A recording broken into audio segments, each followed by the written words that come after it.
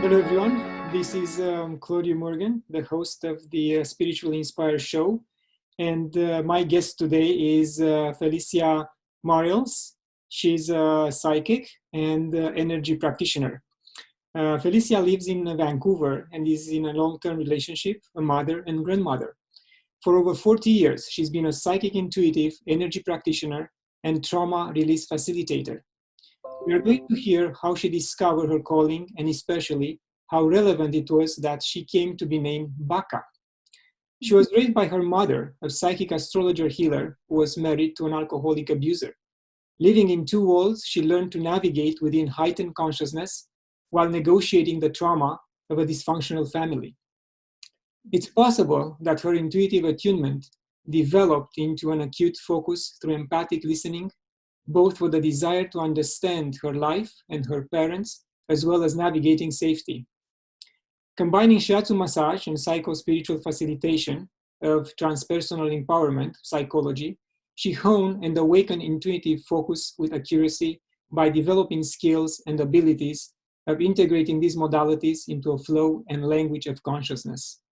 This language, she discovered, was discerned as a part of awareness she understood as the undeniable voice of innocence. I can also add that Felicia has several books in her, and I can't wait for the day when the first one will be published. But Felicia, thank you for accepting my invitation. Thanks so much for inviting me, Claudiu. It's wonderful. How did you come across your life purpose and your calling?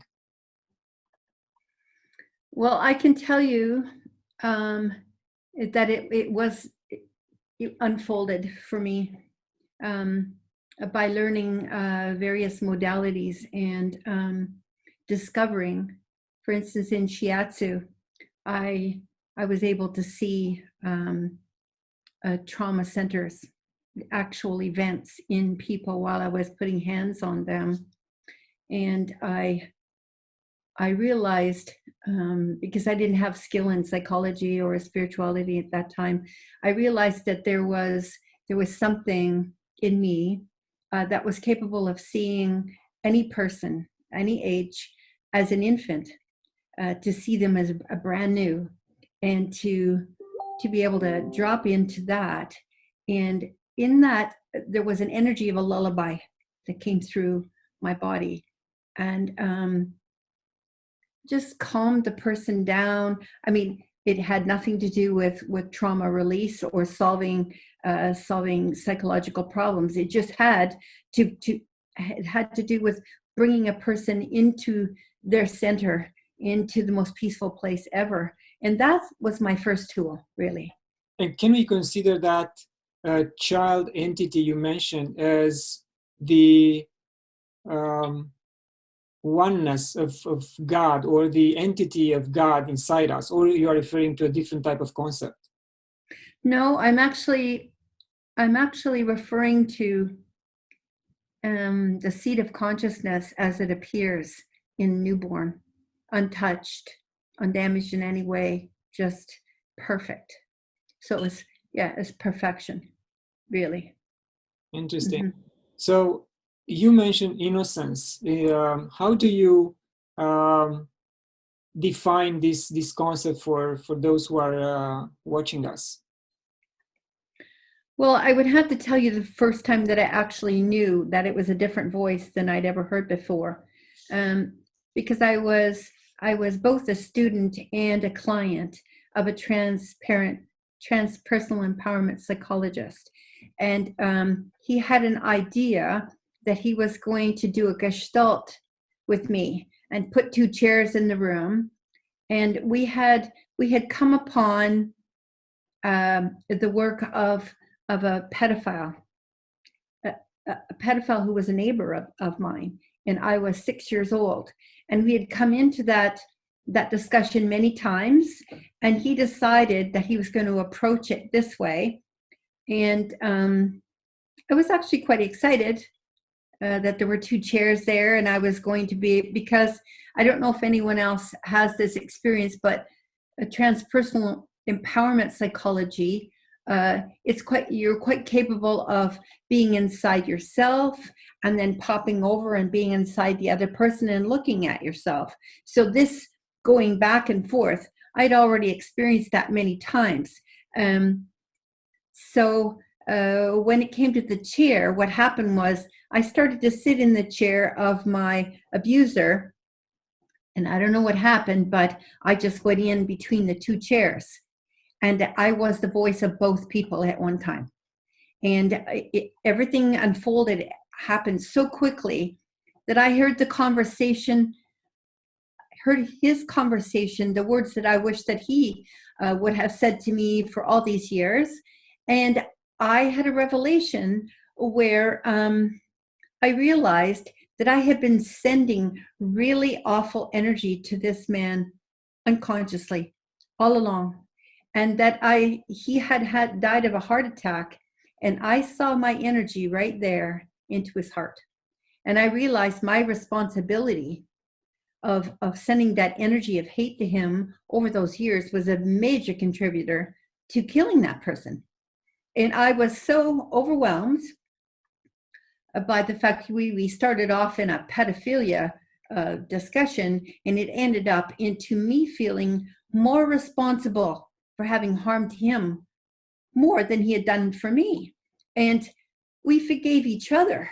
And it happened, very quickly, like I would say in 10 minutes. And I was completely clear. I was really happy. And I felt the issue was solved, totally solved. I never had to speak about it again. It was done. Not only that, when my psychologist kept on saying to me, "Oh, you're so brave." Well, I had no idea what I spoke out loud or what I didn't say. I had no idea. I felt that I was completely taken care of by not an outside energy, but my own self. And that I had tapped into a voice and a consciousness that was seamless, that was so wise and caring and excited. I mean, I was never afraid the whole time. I was excited. I was interested. I had lots of energy for it. Never scared. It was really wonderful. And I listened to what my psychologist had to say, but I honestly have to say that I really felt a compassion for him of not being fully capable of understanding what happened to me. And that I was really glad that I had been taken care of so well. And the words that he had said to me many times, "You were innocent. It was never your fault."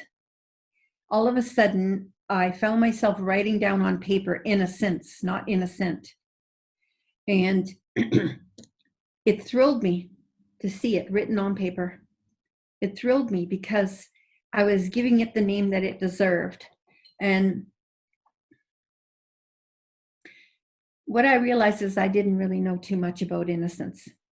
And so I went to the dictionary, and really the meaning of innocence has really been taken care of by legal terms and religious terms. And neither one of those satisfied. I mean, I thought, oh my God, they really made a mess of that. I mean, they don't have, it was a very superficial kind of understanding of that term, innocence. But where I went to a really old dictionary, and everyone should have one of these because they have, they can really get into the original meaning in the words. So the word innocence, the first thing that tipped me off was sens, the ending. And the ending sens means worth. And so I went, okay, worth. So I had been doing meditations with the Ashaya monks, and they gave a very different concept about the way that you look at wholeness. So instead of doing innocence phonetically, like INNO sense, I went INN. Mm-hmm. Which it thrilled me. I could feel something going through my body. Oh, it's like a really large, it's like the sovereign home, INN. And then the O, meaning of. So it's the sovereign home of worth. Interesting. And I went, oh my God. But it took me 5 years to get there. 5 years to get there, and none of it ever solved me. People would just go blank when I would try to explain it.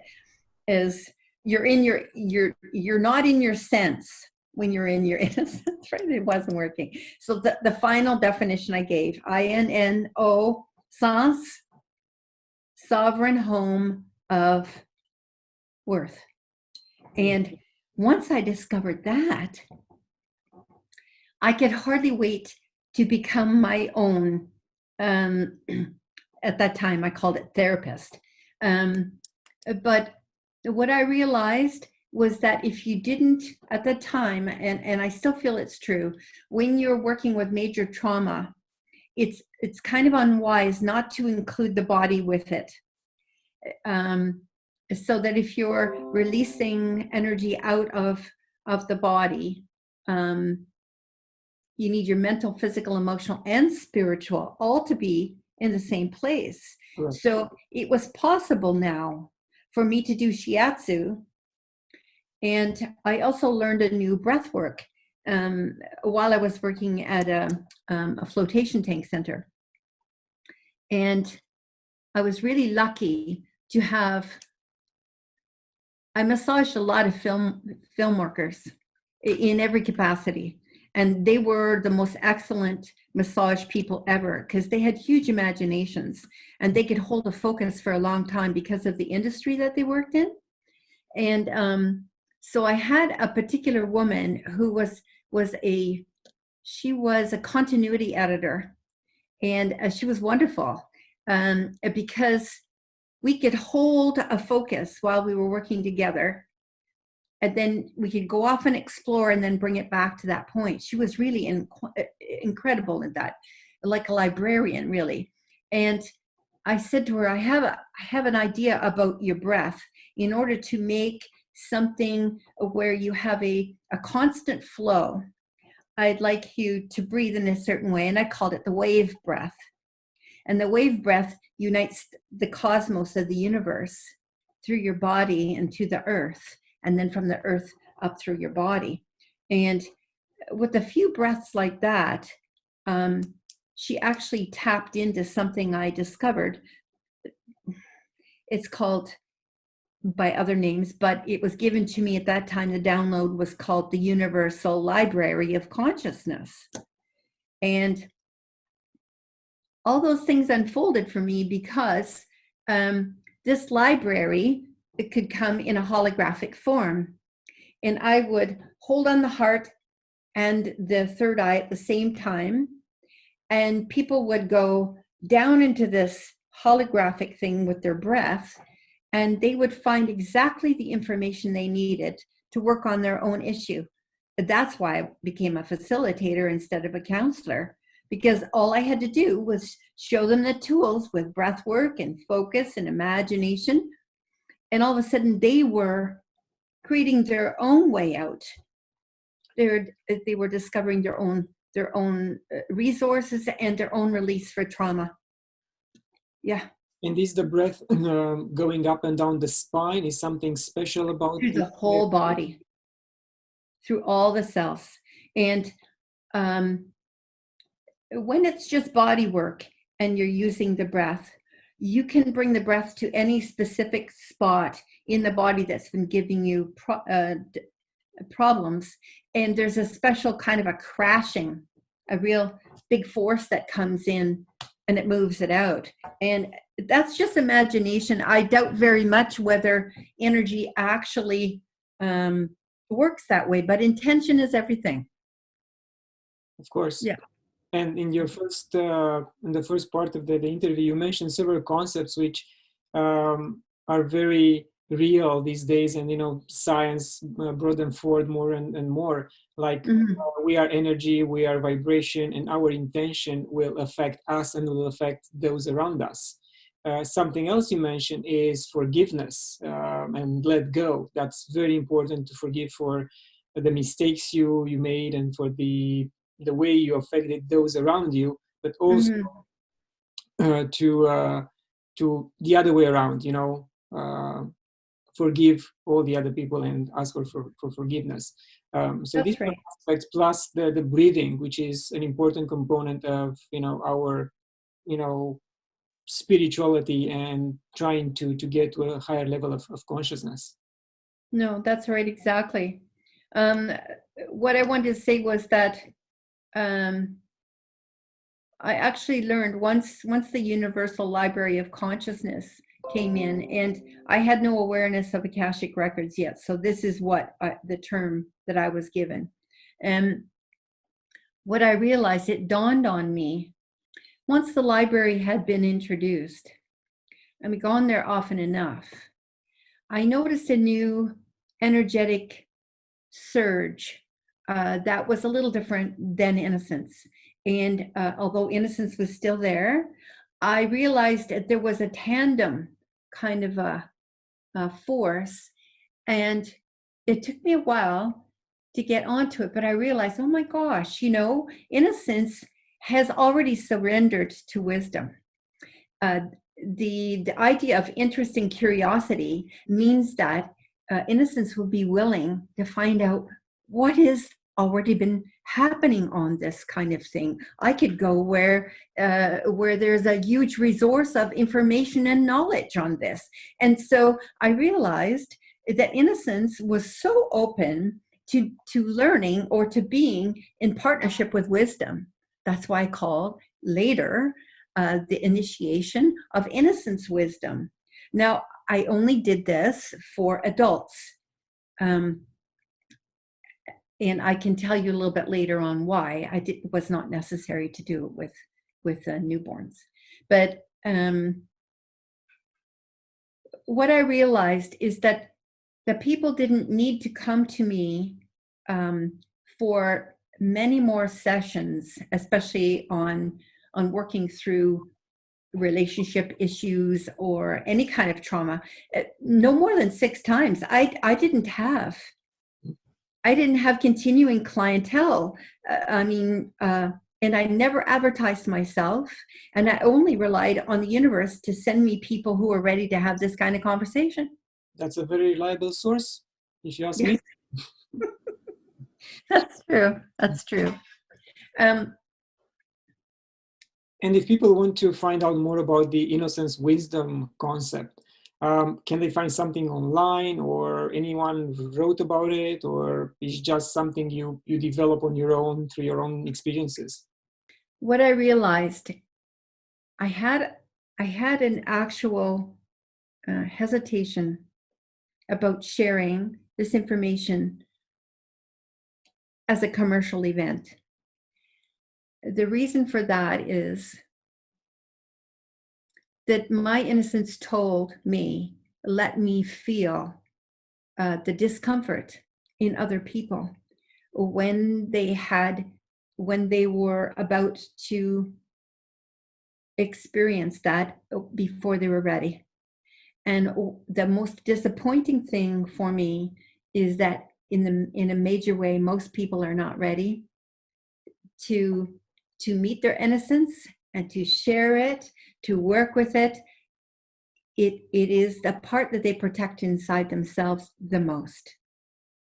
So it needed something like this event of us being cloistered in our homes for us to be able to have an interview like this. Because this is where I live every day. I live with my innocence. Doesn't matter what kind of house it is. This is how I walk. This is where I live. So I thought, yes, people will need some really gentle calming, compassionate, kind reminders of who they really are while they're in their homes. So do you think that it is fear who stops us from going deep down and finding our innocence, or any type of, I don't know, embedded self-protection? I think our ancestry does a great job of keeping our most valuable asset hidden. And I would say that the safety precautions that our ancestors provide for us, that they have two things. One is they have fear from their own experience, but two, they have a good reading on what the climate of acceptance for your soul and spiritual recognition is all about. And so I'm not looking at ancestors as though they have all the answers, because we carry the trauma of the exploitation of our elders, and the fears that they carry about their own personal traumas they bore because of their spiritual beliefs and needs and so on. But there are numbers of elders and ancestors in our lives that were never injured, and they're right at my shoulders. They're right there now, because I'm actually ready to be a spokesperson for Innocence. And so there they are, right at my back. Interesting. So you are protected all the time. Yeah, of course. Absolutely. That's cheering. Yeah. No, it's wonderful. So I'm still a human being, and I still have trauma stuff. I still have families that are just nuts, totally nuts. And I am grateful for the fact that I'm still working through my relational stuff. But I also have a really strong a group of friends who are spiritually growing and practicing and deepening their skills.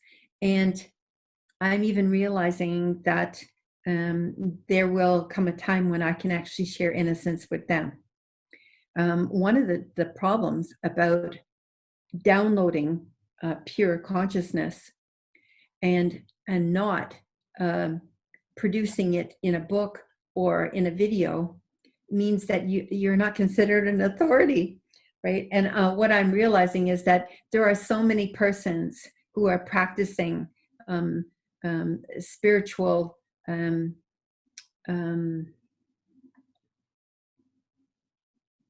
healers and transformational coaches and facilitators. There's more of us that are not published and not on a video than there are published and on videos. Absolutely. And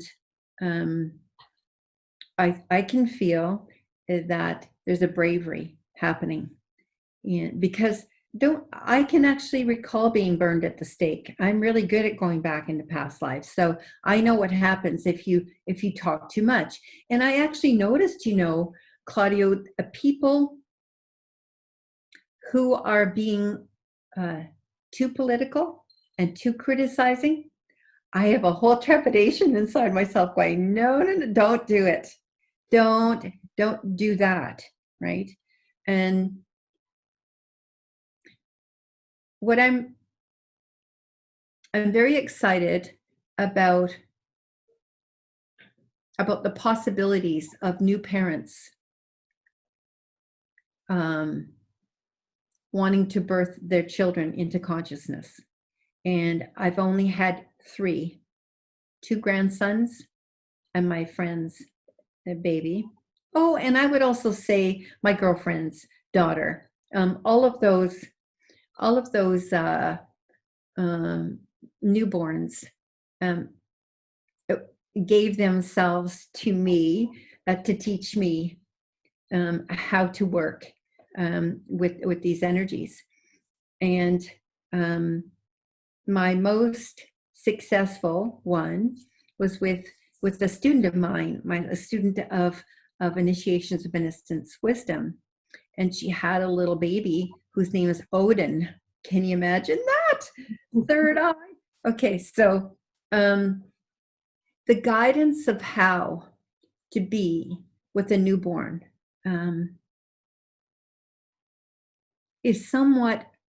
was somewhat of a learning curve for me, because I was so excited to be heart to heart to this newborn baby 12 hours after he had been born.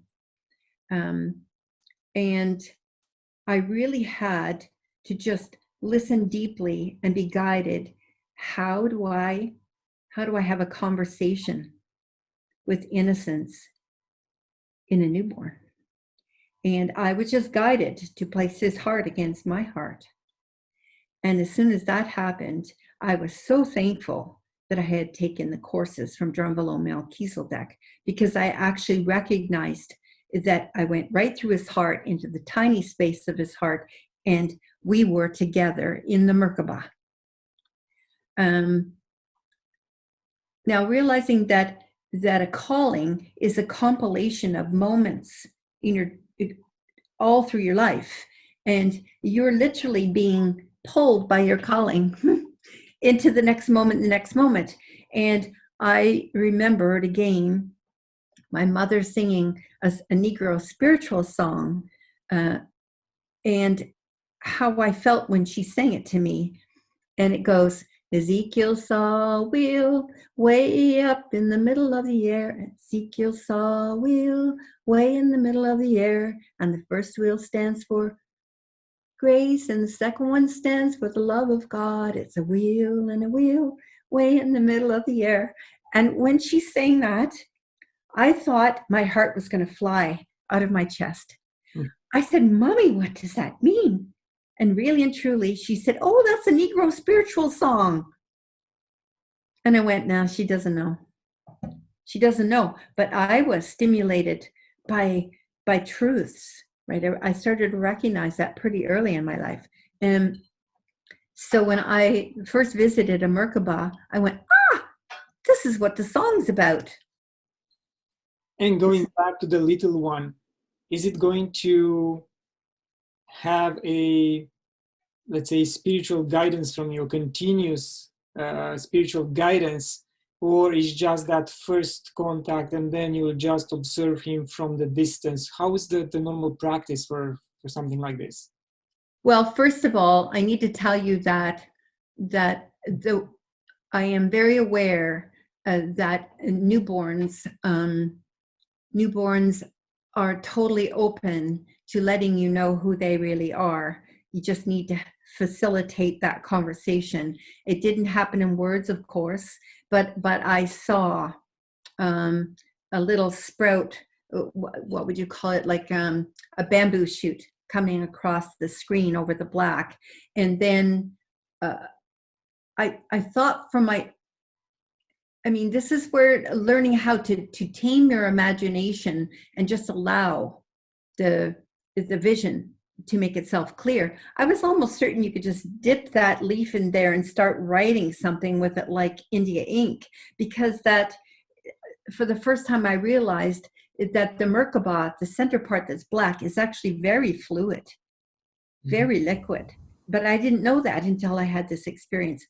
And I went, calm yourself, calm yourself. And as soon as I did that, one shoot after another, until there were 5 of them, it came up through into the blackness, and they were all little bamboo trees.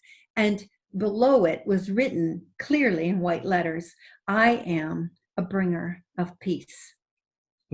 Beautiful. And the tears just shot out of my eyes like window washers. And this is the relevant thing that happens. What happened was he suddenly became 10 pounds heavier. Oof. And he settled into me, and I was clearly a feeling the weight of him as though he had been carrying weight here. And when he told me, he relaxed his whole body. And all these things went through my mind. Oh my gosh, This is what everyone carries. If they never get to say why they were born, they carry this as a burden.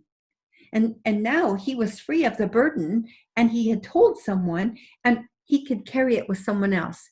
Now, your next question about what has been done. Well, this is all part and parcel of a person who's learning. And I went back to see him a couple weeks later. I have photographs of it that I'll probably put in the book. But what happened was he was fed, he was dry, and he was tired. And his mom handed him to me. And I wanted someone to take a picture of it. And what happened was the oddest face I had. Almost like that. He was so powerful coming towards me that he literally pushed my face back into this weird look. And you'll see it in the photo. It's not attractive. And he was like just going towards me, right? And so I moved myself over to another couch because it was a little more comfortable. And he was over the same shoulder. And there was a gratitude. There was a joy. There was an exalted, precious, radiant brilliance going through the two of us. And I am so pleased that I got to experience that, because that never happened again. I came back for that summer, and done. So I actually got to realize, know when your job is over. You were the initiator. You are not the counselor. You are not his elder. You're nobody now. And that was a weird feeling. Interesting. Oh, but now when I go back, he flirts with me from a distance. See what I'm doing? Look at this. And so he knows, but he's not going to be my friend. He just kind of teased me with what we know together. Correct. I cry because it was a very emotional feeling to not have him as a friend and not to continue our relationship, and to actually know what a calling is. You have to know who you are, what you're meant to do, and when the thing is done. And so he taught me that. Yes, that's interesting. Switching gears to something else right now. I know you go through a lot of personal development courses, and from courses with Thomas Hubble to those with shamanic courses with Hank Wesselman and Sandra Ingerman. What attracted you to these shamanic online courses? What were you trying to learn from them? Well, it was the name of the course. It was the re-enchantment. Yes. That is what drew me towards Hank Wesselman. The other thing is this. Now I get to bring you my name. My name is Baca, B-A, capital K-A. Before I even took this course, I read the book, Vision Quest. And it was a neighbor's book. By Hank Wesselman. Yeah, just. Yes. I didn't know him. I just read the book. And in the glossary was in one of the chapters where the lead character goes back to Hawaii. He actually meets this fairy woman, like Ferry, a person who ferries someone from A to B. That person was a woman, and that person was called a Baca. It was in the book, in the glossary. I just threw the book up in the air. I danced all over the bedroom, and I couldn't believe that my name was written there. Now, why did I know it was my name? It's because my grandson and my daughter were staying at my house, and he was a little bit over 1. and he was starting to talk. He was pointing at everything, giving names like it was Adam and Eve, you know, that's this, the dog, the cat, the house, the food, whatever. And he started saying, Baca, blah, blah, blah, blah, blah, blah. And he said it often enough that my daughter came to me and said, do you know what he's saying? I said, no, let's just watch him and see what he points to. So it was time for lunch. He sat down in his high chair. We had the crackers and we had the soup. And he goes like this to me, Baca. I went, oh my God, I'm Baca. I went, okay. I take his little hand and I put it on his chest and I go, Pierre, can you say Pierre? Piao, he says. I said, oh, that's great. So I said, okay, now put his little hand on my chest and I said, can you say grandma? Gamma, he says. Okay, so we go back and forth, saying these names. And then I said, okay, now, I said to him, what's my name? And he grabs my hand and puts on my chest. He goes, Baca. And I just started to cry because I thought it all sort of unfolded to me. He knows me already. I wonder who this Baca creature was, right? And so when I saw it written in the book, I thought, okay, it's a real word. And then when I told my partner, when I was first with him, he goes, what's this your grandchildren call you Baca? He said, you know what that is in Japanese? I said, no, what is it? I'm all excited. He goes, looks like crazy to me. And it goes, Baca mita is what you call somebody looks like crazy to me. And I said, well, that's sort of distressing. At the same time, knowing that Japanese are very practical, a Baca is intuitive. And so how a Baca would speak would probably look pretty crazy to some people. So I feel validated even by that, right? And then I started looking it up in different cultures.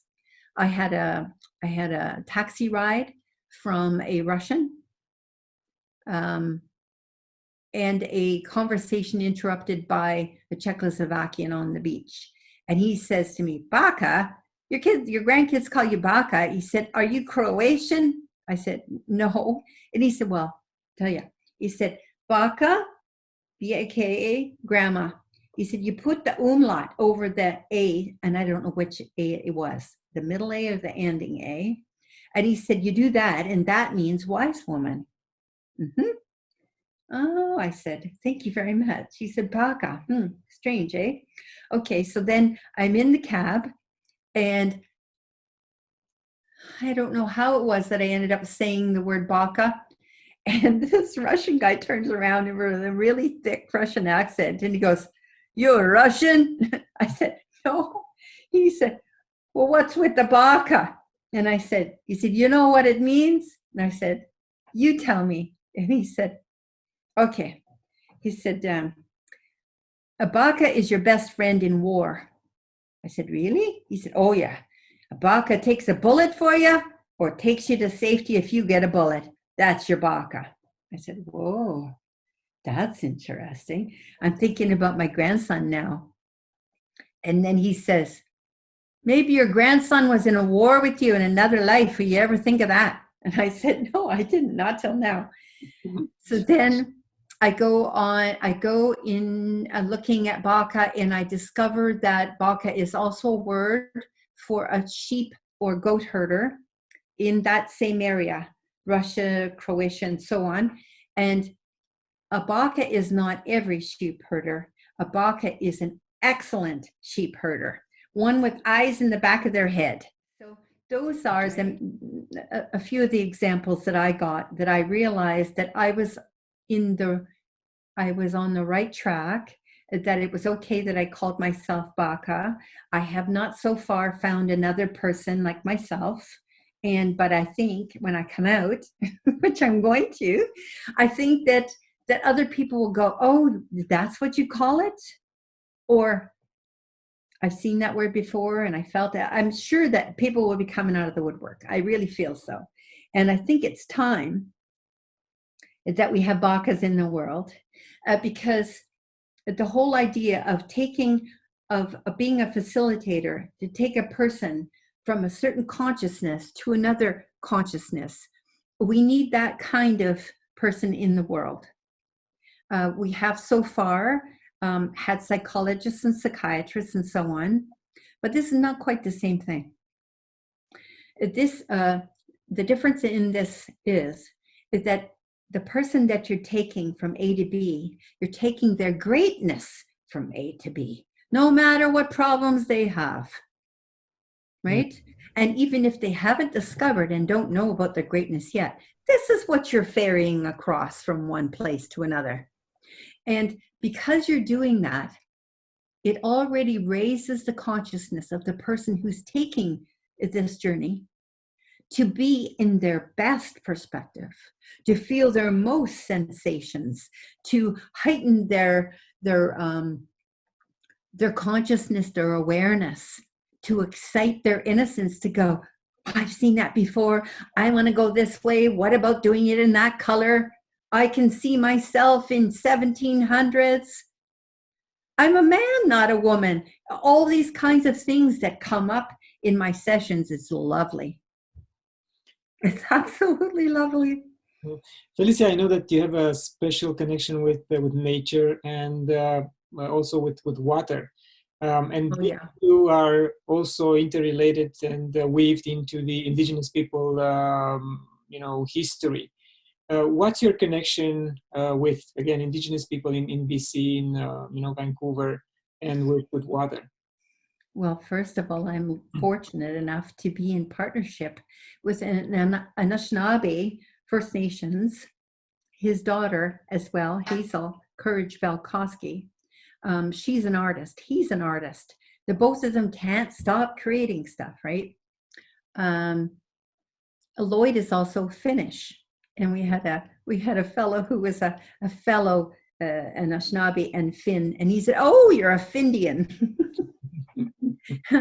So there is something really truly special about his last name. His last name means Rocky Rapids, or, get this, place of initiation. Wow, interesting. And so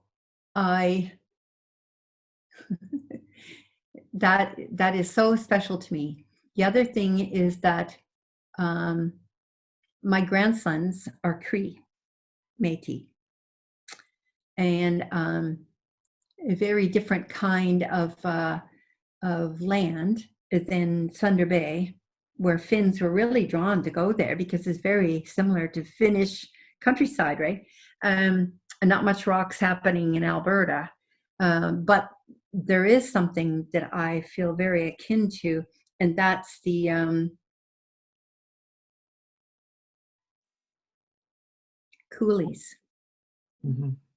The parts where the water has cut through the land, where the ice has carved big and folds of land. It's very, very artistic, sculpture-like, right? So when you're talking about water, my beginnings with water comes from my father, and he taught me to be fearless in the water. So when I was very young, I didn't realize that you couldn't breathe underwater. I had no idea. And people would have to rescue me, or maybe not. But I would just start walking out to my dad over my head, and I'd still be going underneath the water. I had a very different relationship with water, and I'm sure that there was a time when I lived underwater when breathing underwater was no big deal. Normal. But my father, he said, dive off my shoulders, go down to the bottom, push on the soil, and follow the bubbles to the top, and I'll be there. So he taught me the safety in the environment and the relationship between people in the water. And that was a really a really good. So I was a diver and a swimmer and competitive swimmer and a lifeguard growing up. That it was totally part of my life as a child and teenager.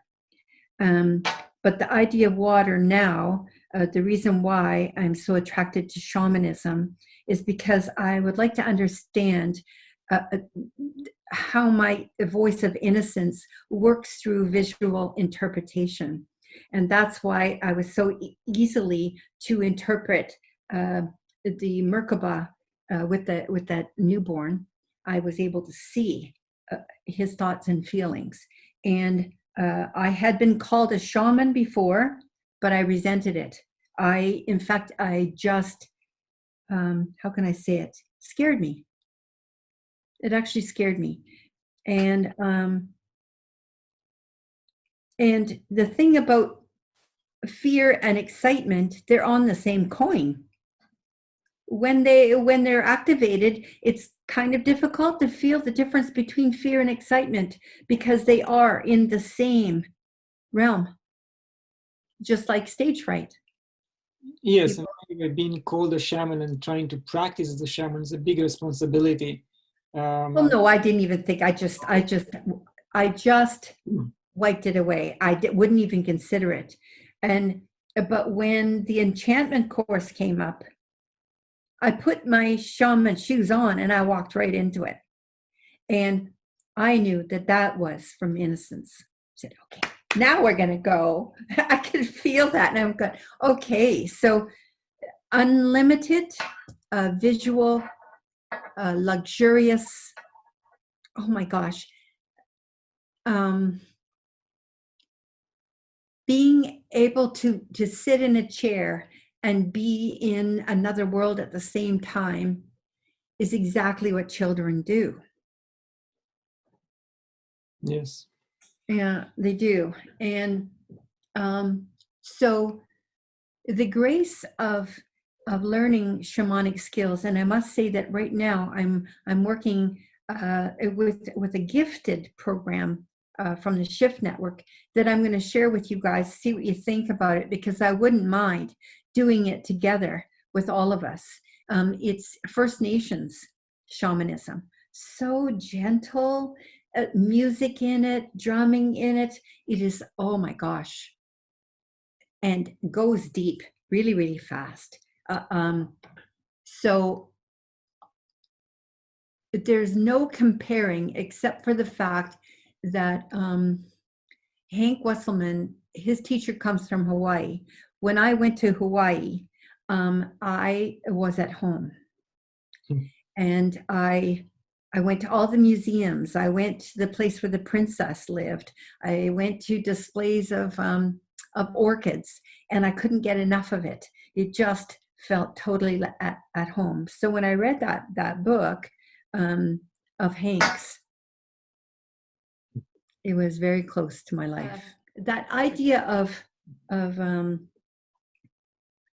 the synchronous, I used to call my work synchronicity harmonics. Can you believe that? And that term came to me from studying Dadaism. And that art form was in every kind of art form, dance and song and plays and mask making, and it was developing a language of spontaneity, just to see what would come out of it. And I think this is in the realm of innocence, where there's no fear or punishment of things not working out. It's an experience, and that's what innocence goes for. Luckily, we have that in us, or we wouldn't even get up to go to work the next day. I mean, we're just curious about what's going to happen. So, Felicia, you've been pretty gifted since early age to sense energies and to have this particular connection with invisible entities. But what would you recommend to someone who is still afraid to step on his or her spiritual path to find his or her life purpose? What will be something which they can do on a daily basis, something you encourage everyone to do? Well, this is about being born for this. And I have absolute respect for people who are afraid of moving into spirituality. The idea of getting body work by somebody who is talented in a spiritual way has woken many people up, because they didn't actually realize who they were until they were touched by someone who knew their greatness. You see, that's really important. And so I really honor women who have spa nights. That's a really great way. Working on the feet, rubbing the head, right? Getting a kind of an attraction and an addiction to be touched with compassion and care. And will that increase our body vibration? Will heighten our senses, you mean? Oh, for sure. Because when you feel safe with being appropriately touched by caring and compassionate people, part of you comes alive. And when that part comes alive, it wants to talk to you. It has lots to say. So now that I'm safe, I need to tell you this. It works almost like that. And I'm not trying to make fun of it, but it is it is a fun experience to be a practitioner who is so closed down. Like I had a Shiatsu session with a gentleman who was wearing Armani and dressed really, really well. And when he was on the table, virtually speaking, he had no traumatic areas. But I kept on hearing broken heart, broken heart. And so I was fishing around and saying, are you in relationship with someone? He said, no, not really. And so I put my hands over his heart and I said, your heart is telling me that it's broken. I just took a chance. And he went, well, I'll tell you something. He said, I don't know if it's relevant or not, but he said, I'm 30 years old and I'm as high in the company as I'm ever going to get.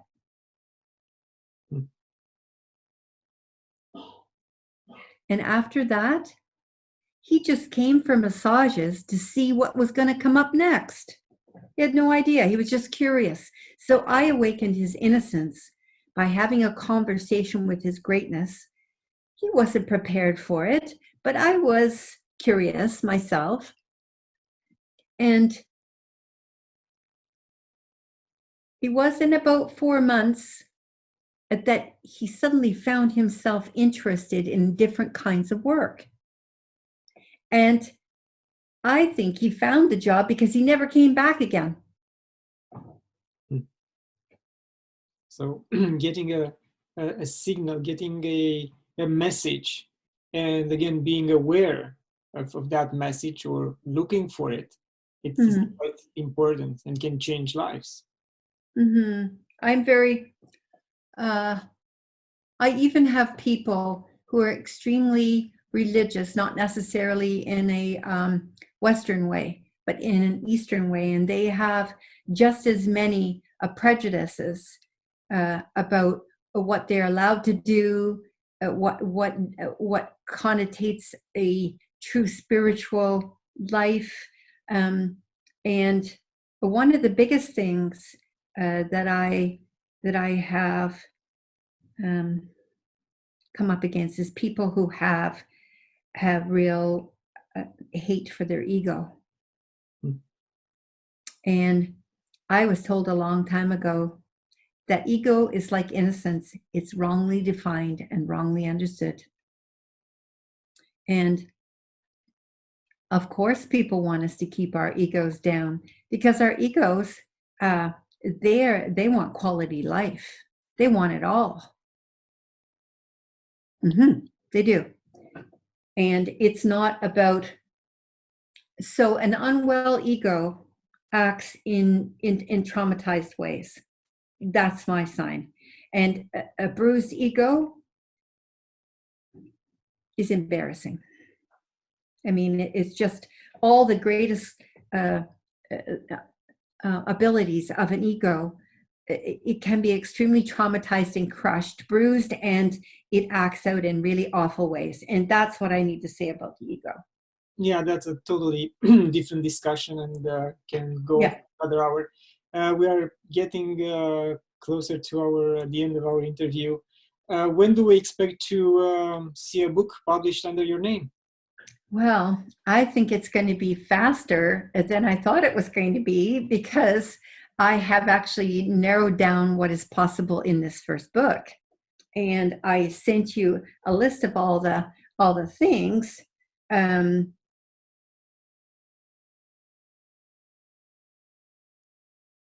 The importance of it is that, the trauma that we experience of being unvalidated and unrecognized as a spiritual being or a soul having a journey in an avatar we call the human body. And I think it's a trauma that we really need to resolve very quickly. We're moving into very fast. We're moving into a new era, and it requires for us to have skills and abilities and that we don't have right now. But I think people are feeling the necessity of it, and maybe they don't know what it's called. But I'm betting that when I write the book and when people see this video, that their energy is actually going to push me towards getting this book done really fast, because it's going to be well received. I know that it is. It's the time. Yes, more and more light workers are coming out these days, and they all want to, join forces and tell the world that we can be better if we apply some basic principles, of love, compassion, gratitude. And I think regular people who are not on a spiritual path or have no intention of doing it will sooner rather than later wake up, and they will. Or not. Listen, we have to really stop putting timelines on people and how they're supposed to behave. We actually need people to do, the mundane sort of things and get those things done. Not everyone can afford the time or the energy towards this kind of expansion. Not right now. And so there are people, and I'm not the only one who says this. I think Deepak Chopra says this too, and so does Eckhart Tolle, that there are people that have chosen this life because they're going to hold the fort in ways that we actually need in order for us to move forward. So I bless everyone and what they're doing. And if people don't want to do this path, I have to have respect, because then I know who they are. Correct. Valuable. Yes. If anyone wants to get in contact with you, Felicia, what's the best way to do it?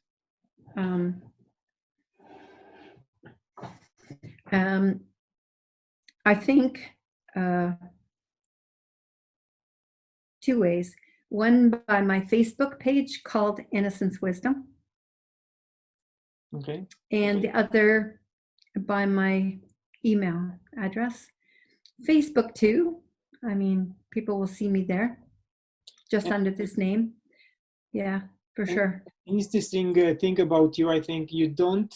How do you call your clients? I know you don't call them clients. What's the name you call them by? Well, they're actually partners, really. Yeah, they're actually partners. And we're having an experience together. It can't actually happen. These initial experiences can't happen without a person facilitating and witnessing. They need to have that relationship. They need to build a strong one. And I'm that person. That's why I'm the Baca. Yes, we all learn at the same time, even when we are trying to teach others. Mhm. Felicia, thank you for accepting my invitation. Oh, I it's been wonderful. Thank you. You've been a really good interviewer. Thank you so much, Claudiu. have a great time. Bye. Bye.